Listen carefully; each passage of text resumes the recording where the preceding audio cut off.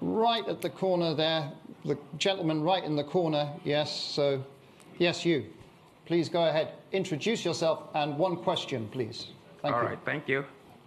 My name is Ajiboye Tsumishi from Huddersfield University.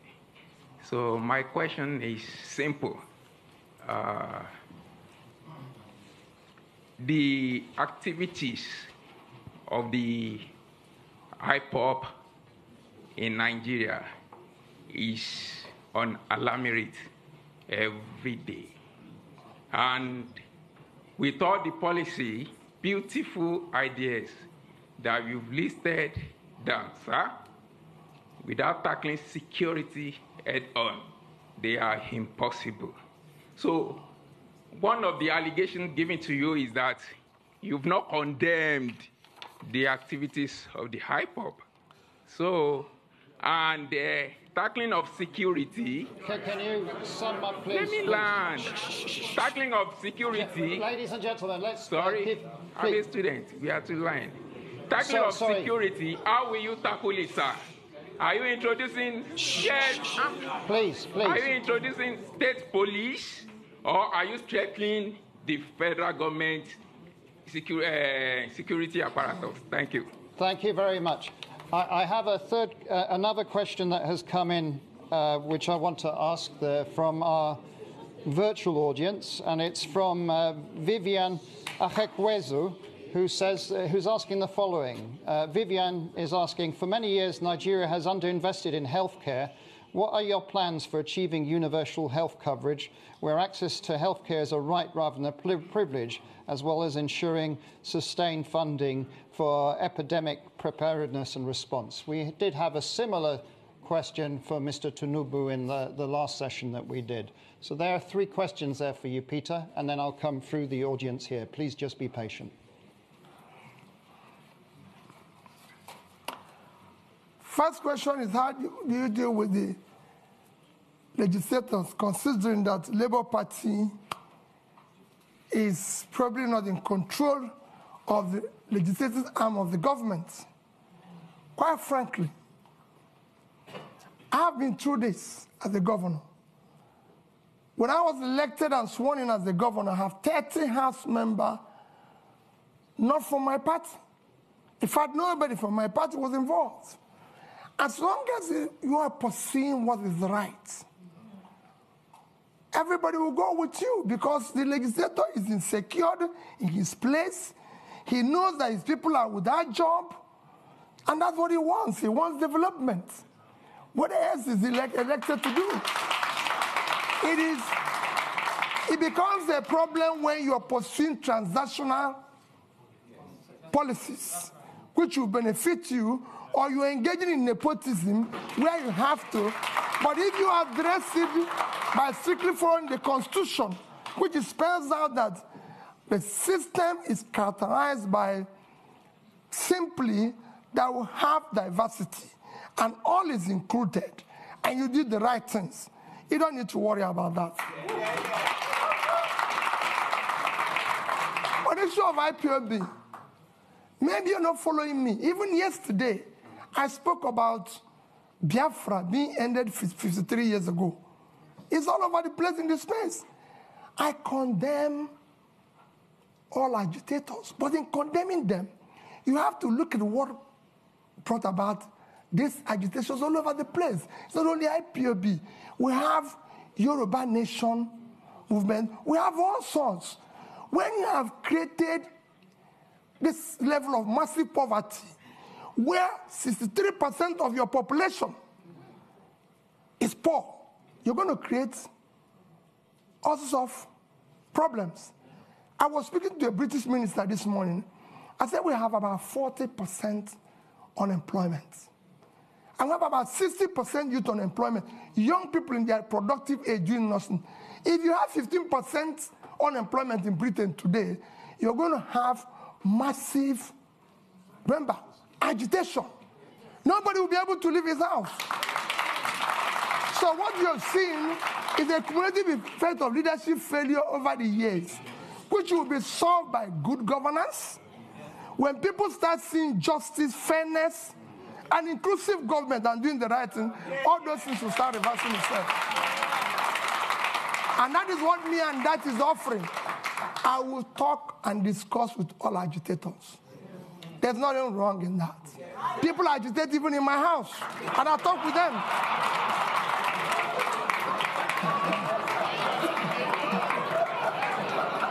So I'll deal with everybody. I'll show you of that. Don't worry about that. On issue of health, yes, we have a problem with health.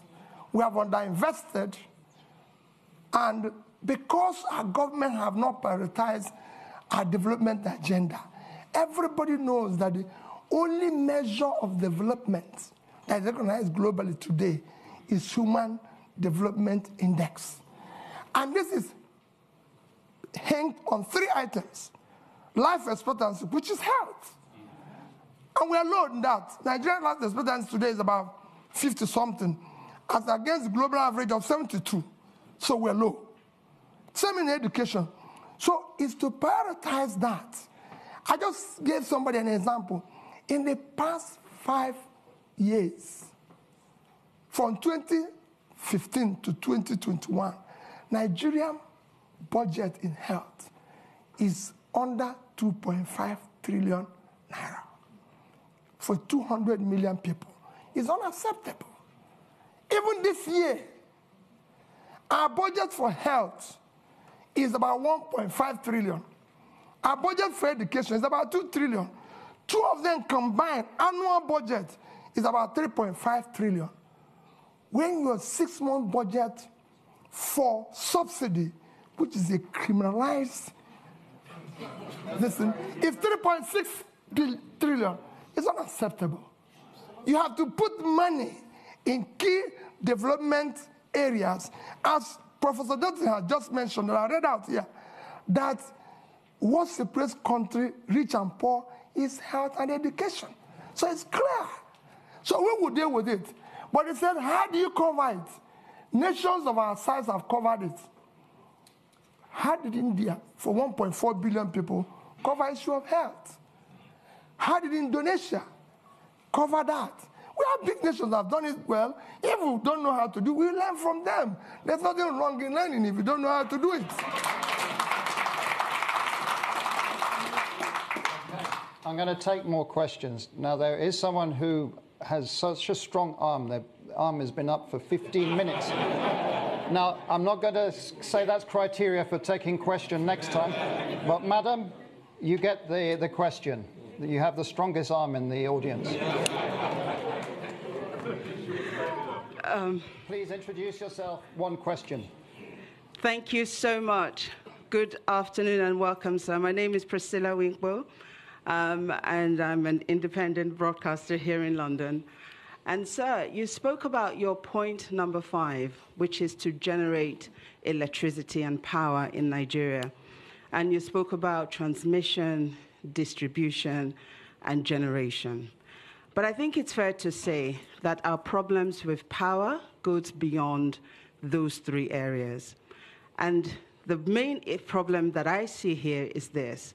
We have a population, or part of the economy, shall we say, those who supply spare parts, the engineers, those who work within that sector, whether it's those that are selling generators, and we know that that issue is perhaps the biggest issue when it comes to our power generation.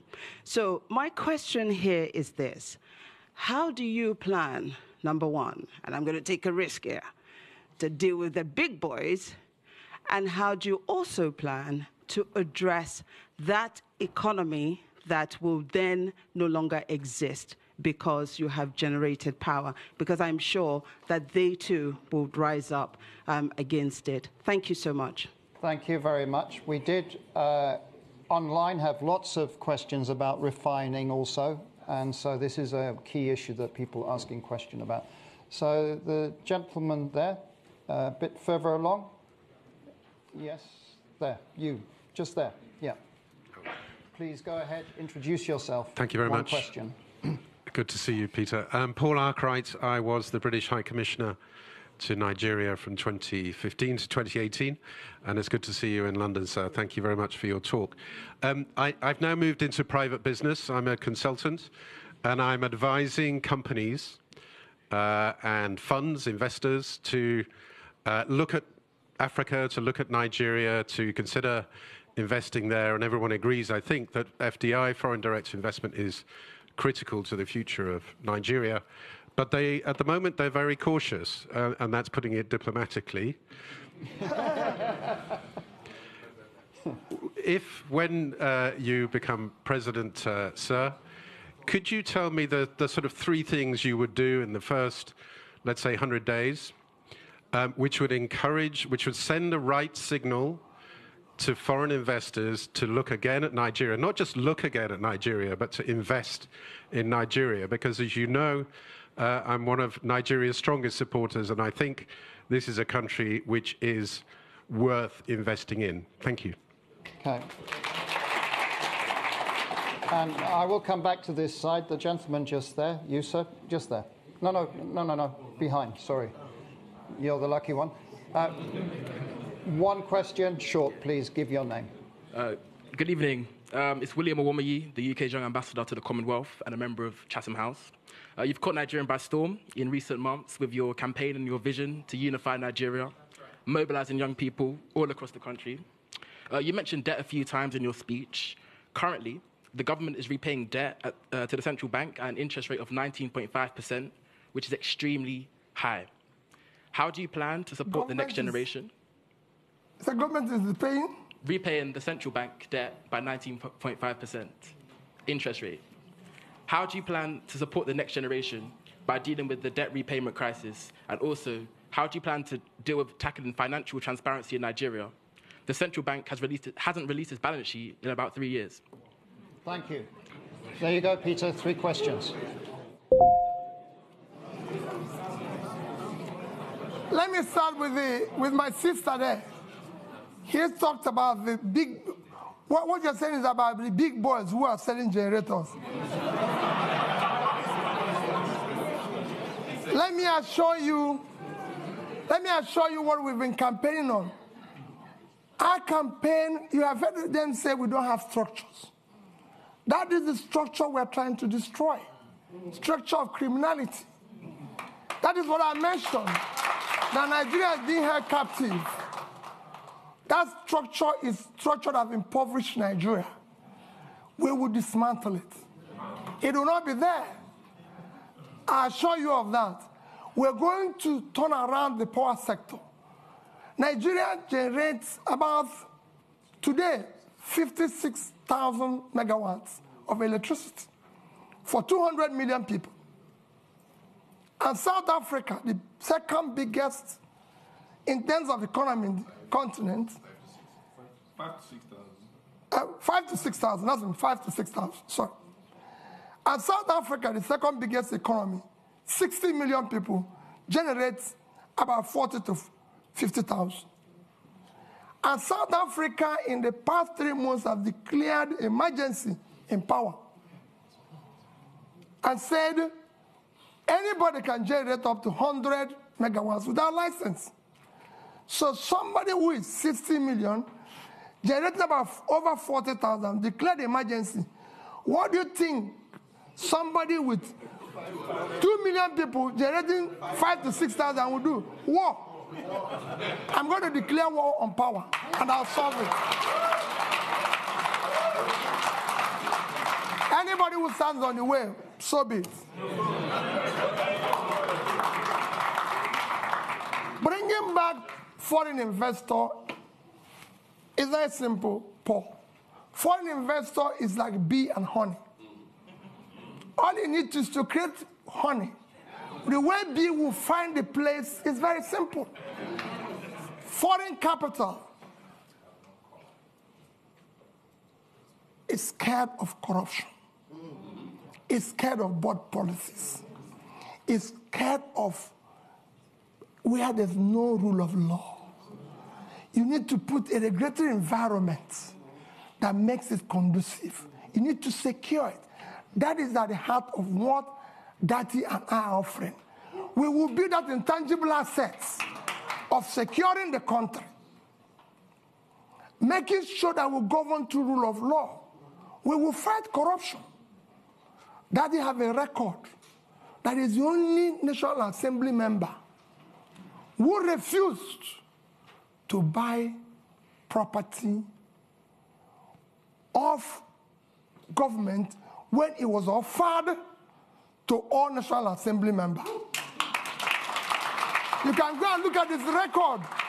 If you have seen anywhere he has compromised or put himself in a transactional position. And I'll stop running. I know how I approached him. And I told him, I and you owe it to save our people. That's why we came together. And we came back and said, we'll work as a team. We'll solve this problem. Go and check my record. I've governed the state for 8 years. And I've challenged everybody. Paul, you were there. I've been the only governor till today. The day I left office, I was not owing salary, pension, gratuity, or any contract or any supplier.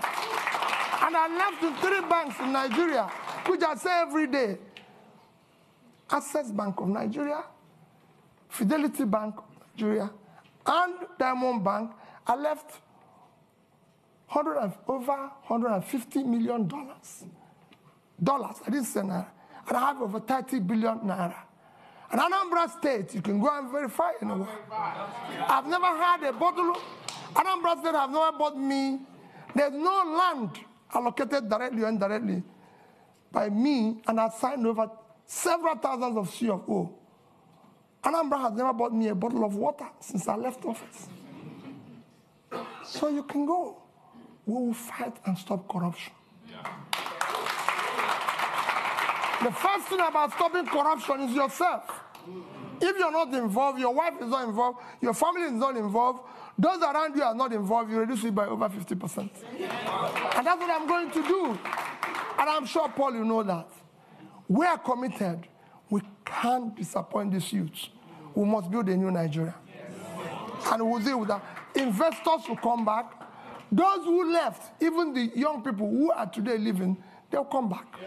We want to bring them back. Nigerians are prepared to come back if they can find that they have a country to go back to. This green passport, people must be proud to use it.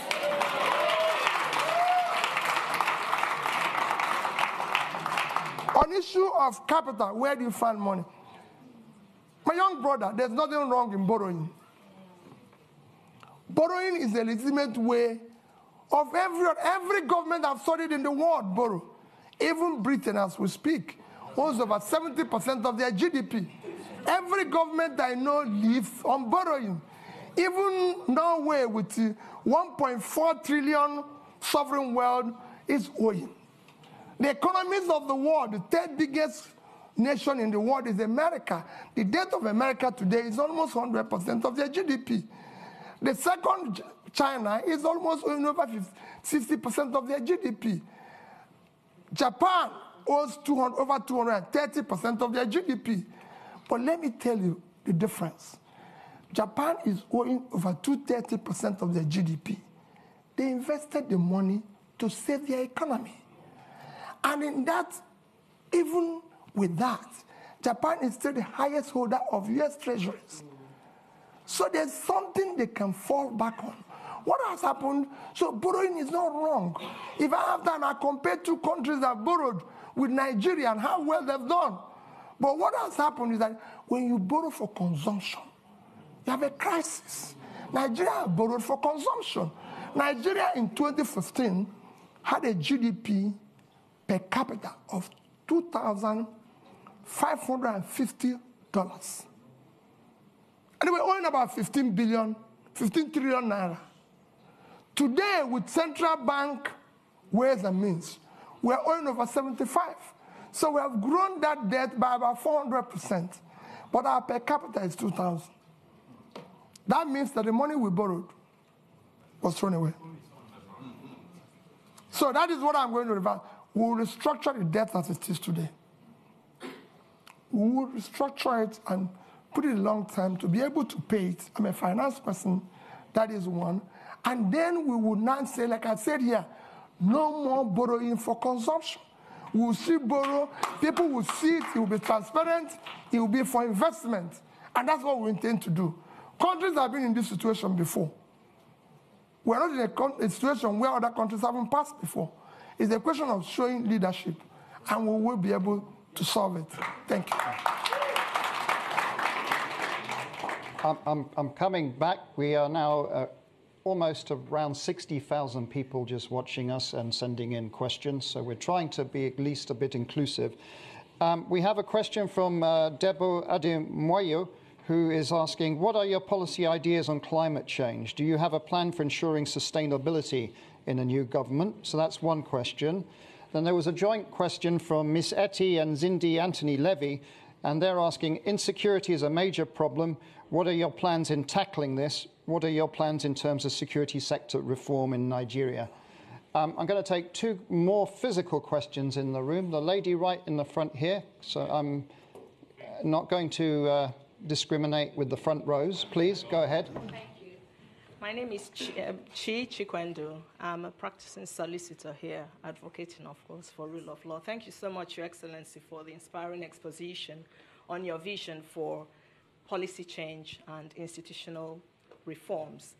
It seems to me that it's clear from that if elected president, if and when elected president, your transformation vision to increase the production capabilities across the various sectors mentioned, including agriculture, extraction industries, human resources, will, to a large extent, hinge on the depth of your level of commitment with solidarity and ownership to implement the proposed policy changes and institutional reforms. However, there is no doubt in my mind that Your Excellency is well aware of the prevailing fundamental challenges to those reforms, including clientele patronage, political capture, and the institutionalized corruption that you mentioned.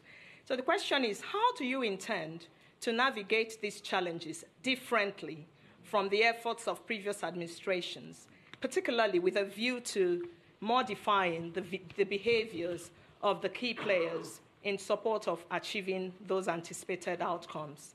And I was very warmed when you mentioned you're broadening the scope of youth inclusion and women based on gender issues. So further, how do you intend to quell the current ethnic tensions ravaging our communities and consequently stagnating economic growth and development, and to implement a pragmatic mechanism for dealing with those societal concerns for equal... Okay, please. We need... The longer this takes, the less questions. Madam, please, yes. Now. So the question there is, how do you intend to implement a pragmatic mechanism for dealing with those societal concerns for equal access to the services, inclusive participation, and integrating the various ethnic groups? Thank you very much. Thank you. Peter, if you answer those questions, because that was more than one question. Well, let me start with the issue of, you have, like you said, you have more than one question. I have about two questions. Let me start with the issue of ethnic tension. The ethnic tension you see today is based and as a result of injustice, unfairness, exclusion, marginalization. As soon as you start reversing that, they start going down. That is what I said to the young man about agitation. As long as you start doing the right things, as long as you start building an inclusive society where people's talent, hard work will match up their opportunity, you start seeing those things go down. There's tension, even in the Western world here. I lived here when the blacks feel excluded. But as the more the government opens up and tolerates and builds an inclusive, transparent, more broad-based, acceptable, they will come down. And we will show, I've said before, we will show compassion. We will show love. Because there's nothing, you're a leader. Don't go away when Bayelsa is under the water. Don't leave Jigawa to die. Don't say, oh, I cannot go to Southern Kaduna because there's a problem. We will show compassion. We will lead from the front. We're not going to walk away. And for me, Borno is part of Nigeria. I don't want to say people, oh, the region is insecure. Nigeria is insecure. Like I told the IDP people in Christmas, I spent my IDP with IDP people in Makurdi in Christmas. And in New Year was another IDP camp in Abuja. And I said to them, as long as Nigerians are in IDP, all of us are in IDP. I will not allow, and I know that you will not allow it, for any Nigerian to remain in IDP while we're sleeping in our mansions. Never. They must go back. On issue of challenges and dealing with them, the challenges you foresee, I've dealt with such challenges at the Anambra level. And I'll show you the same challenges. We're not going to, as long as you're not involved in this transnational governance, you can deal with anybody. And we're not going to compromise. We have an issue, I said, we are at an existential threat that we don't need to. There's nobody, there's no sacred cow. You either be a Nigerian or you can find another country. We have a country with the rule of law. It will be the same level playing field for everybody. I want to solve the problem. For example, I said it without equivocation. I must pull out the poverty that is devastating the north. The vast land in the north is far more in terms of assets and source of revenue generation and exports for Nigeria than the oil. It's very simple. And I give you an example of one state that I use every day. Niger State is 76,000 square kilometers. Precisely 76.3 thousand square kilometers of land. 7 local governments in that state is under control of bandits. I've tried to interview them because they have no job. They have nothing and everything. Niger State is 2.5 times the size of Netherlands.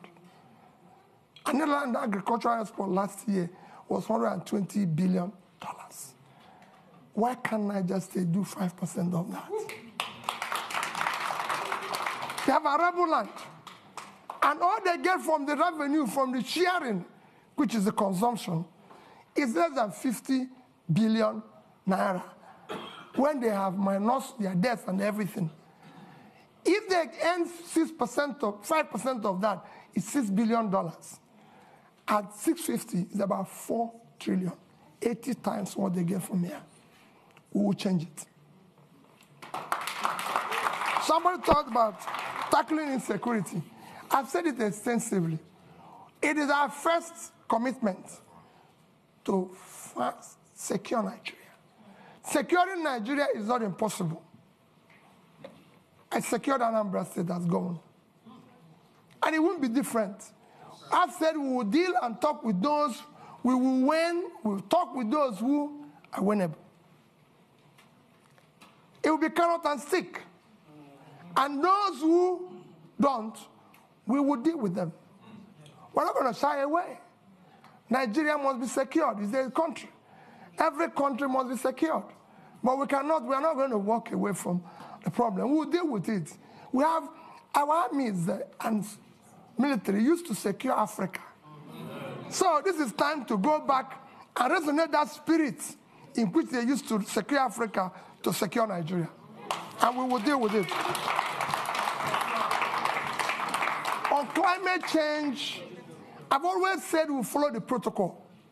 And I did mention here about issue of things like planting trees, issues of dredging. These are some of the climate change issues because as you see today, we have a situation where there's flooding in Nigeria because we've not dredged River Niger, River Benue, and everything. And I said it consistently.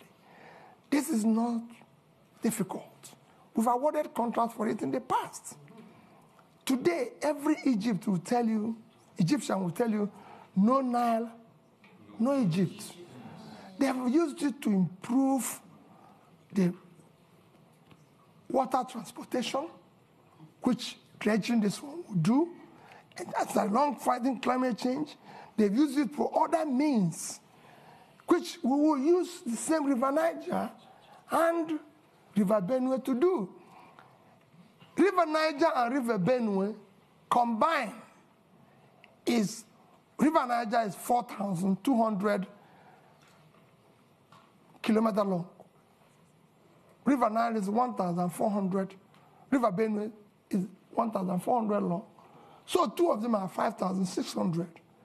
Nile is 6,650. If Egypt, an African country, can dredge, maintain River Nile, Nigeria is big enough to deal with this, and we'll deal with it. And I assure you, you see the difference, it will be clear.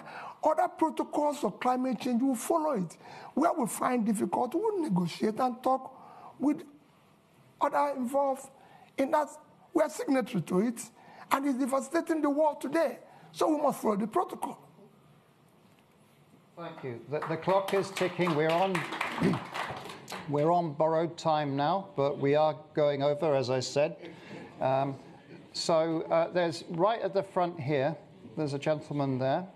I'm going to take 3 questions, and then I think the clock is going to have had its say. Short and sharp, please. I'll go ahead. keep it short. Hi, good afternoon. My name's Alexis Akwajiram. I'm the managing editor of Semaphore Africa. My question is, if you become the next president, would you seek to keep the current central bank governor or replace him? And please explain your answer. So, the gentleman in the middle there. Yeah. Please. Go ahead. Good afternoon, and thank you for your remarks. My name is Chibuikem Ugongadi. I'm his master's student at King's College London, and it's funny, actually, my question is related to him. Given the debacle at the central bank currently and their conduct over the past 8 years, what is your view on central bank independence as a tool to improve economic growth? And how will you what will you do about the leadership at the central bank when you become president in order to make sure that their principles are in line with yours on monetary policy? Thank you very much. The lady over there. Yes, madam, you. Yes, but sharp, please. There's a microphone just here. It's next to you. Just there, please. Aha. Okay, Your Excellency, good afternoon. So my question here is this. You talked about restructuring. As you're aware, Nigeria can barely service its external debt.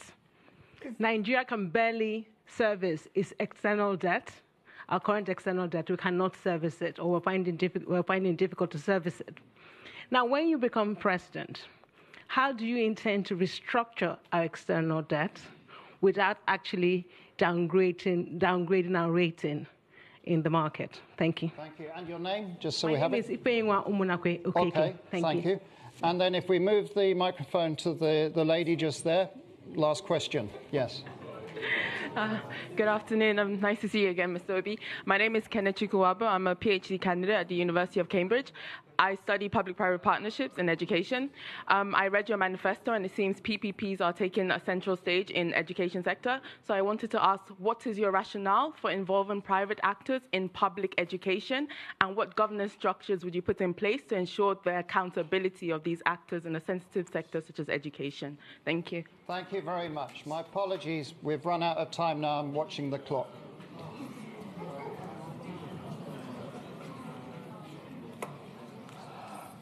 Okay. Alex, I hope you will allow me. There's somebody here that is so keen. When I was coming in, he had a question that is so interested, and is like, so I told him, if I have opportunity, I will request and answer it publicly. Okay. Let me again go. People are talking about the central bank governor. The problem, first, let me assure you, central bank will maintain its independence. It will be respected. And again, it is not the problem of the person there. Central bank have a role of monetary policy, if I'm right. Then you have this physical space.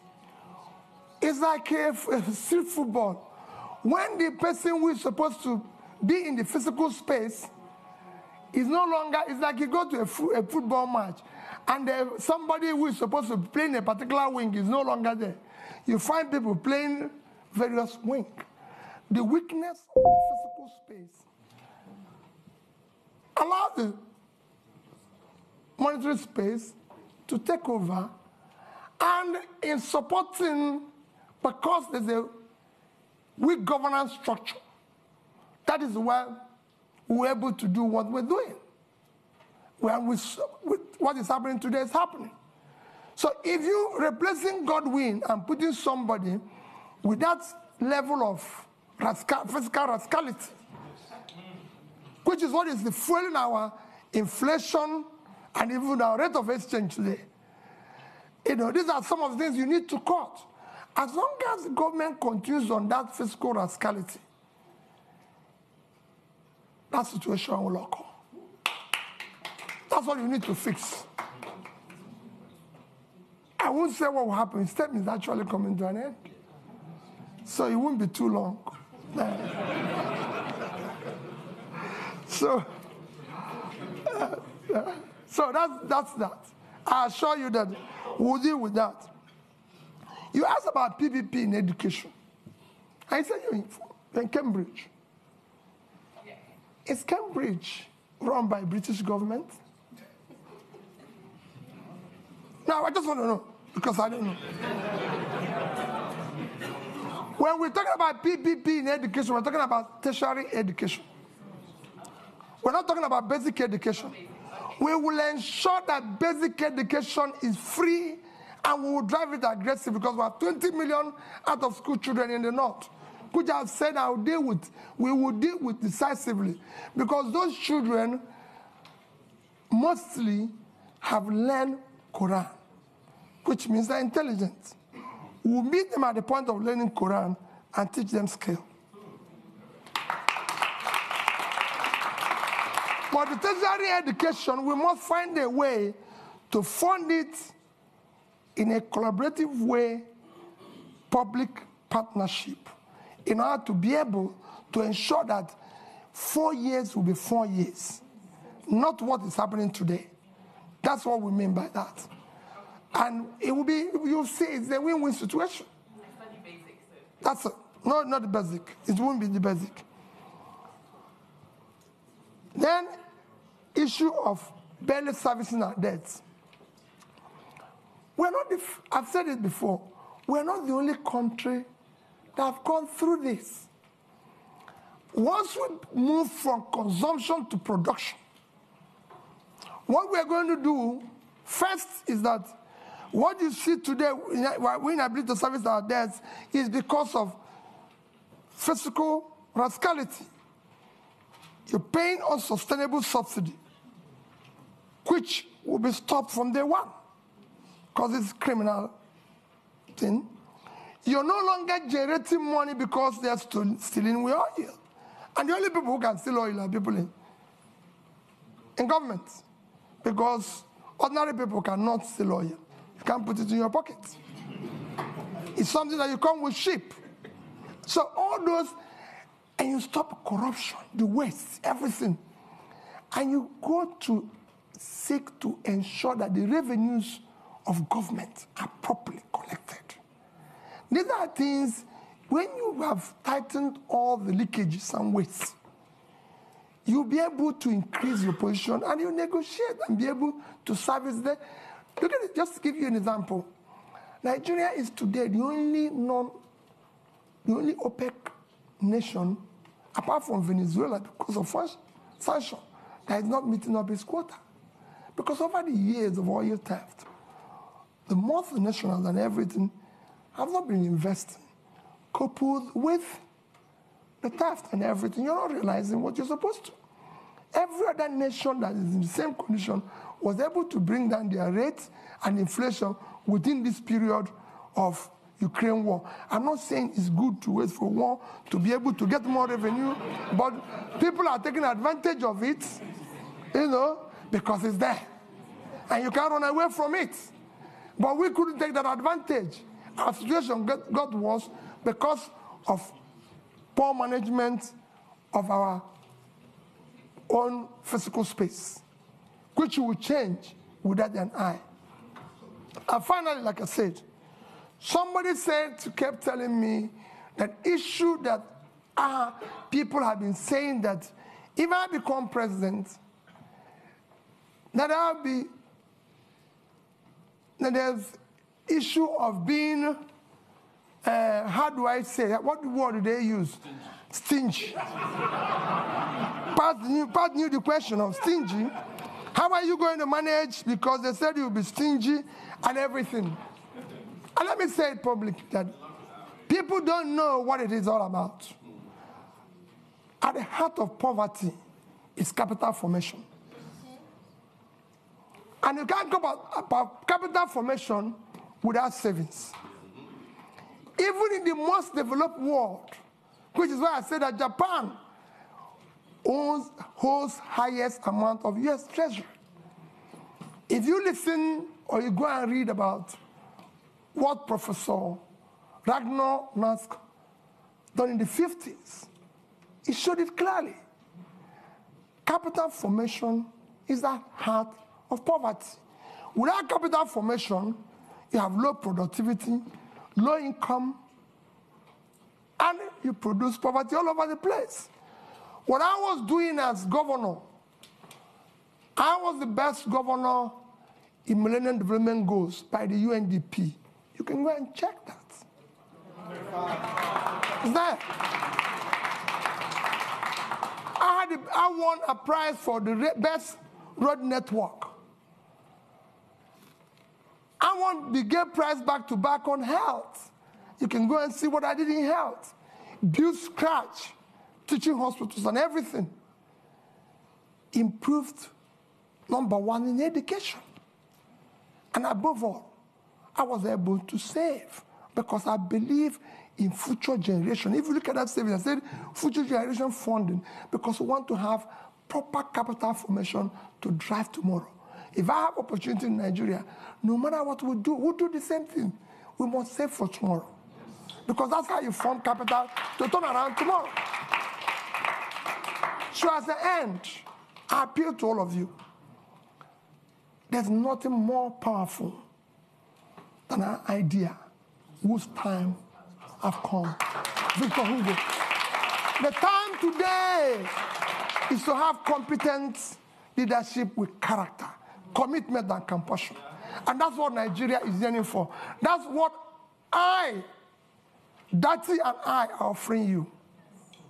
Let's have opportunity to build a better Nigeria. Thank you.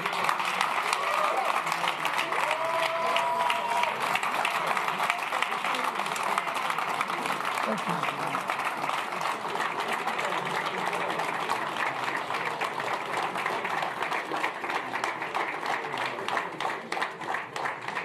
A couple of announcements.